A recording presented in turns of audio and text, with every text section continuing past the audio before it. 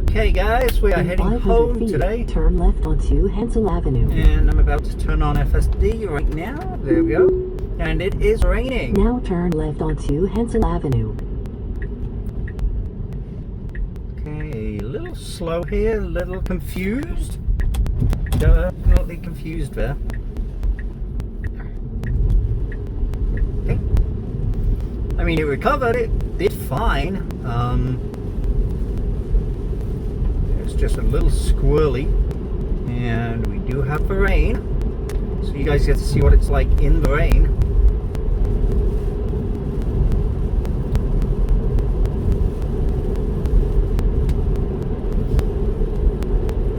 So far it's tracking the road signs just fine.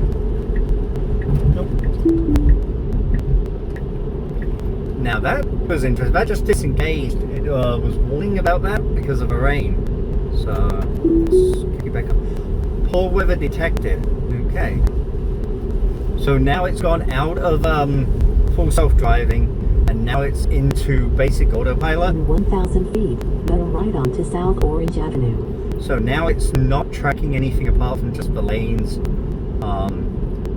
So this level of weather, which to be honest is not bad weather, has stopped full self-driving.